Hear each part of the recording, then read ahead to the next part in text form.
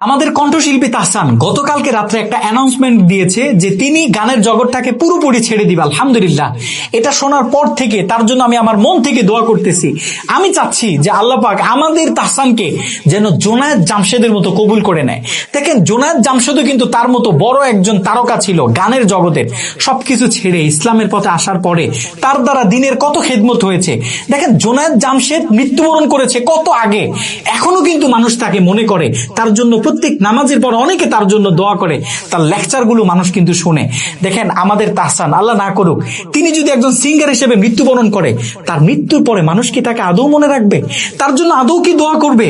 করবে না। এই রং তামাশা, হাসি তামাশা, গান বাজনা, এগুলো মানুষ শোনে, কিন্তু তাদেরকে বেশি দিন মানুষ মনে রাখে না, তাদের জন্য দোয়া করে না। দেখেন, মূল সম্মানটা হচ্ছে ইসলামে, মূল শান্তিটা হচ্ছে ইসলামে। এই ইসলামের পথে যারাই এসেছে আল্লাহ পাক তাদের সম্মান বাড়িয়ে দিয়েছে। দেখেন, আমাদের তাহসান অনেক ক্রিয়েটিভ একটা লোক, অনেক ক্রিয়েটিভিটি আছে তার ভিতরে। তিনি যদি চায়, তিনি ওই পথটাকে ছেড়ে দিতে পারে। তিনি যদি চায় যে আমি আমার দিনের জন্য কিছু করব, আমার ধর্মের জন্য কিছু করব, তিনি কিন্তু এটাও করতে পারবে। আমরা তাহসানের জন্য মন থেকে দোয়া করি। দেখেন, আমাদের তামিম মির্জা নাটকের জগতে কত ফেমাস একজন সেলিব্রিটি ছিল, সবকিছু ছেড়ে দিয়ে তিনি কিন্তু ইসলামের পথে ফিরে এসেছে।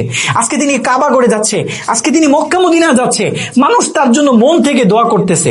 আচ্ছা, তামিম মির্জা তার নাটকের ক্যারিয়ারটাকে ছেড়ে দেওয়ার কারণে তার সম্মান কি কমেছে?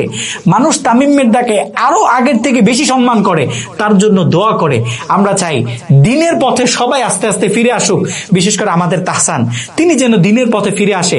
আল্লাহ পাক সঠিক বুঝটা যেন তাকে দান করে, এই অন্ধকার জগৎটাকে ছেড়ে কোরআনের জগতে, আলোর জগতে, এই আলোর দিশারিতে তাকে পদার্পণ করার মতো আল্লাহ পাক তৌফিক দান করুক। আমিন।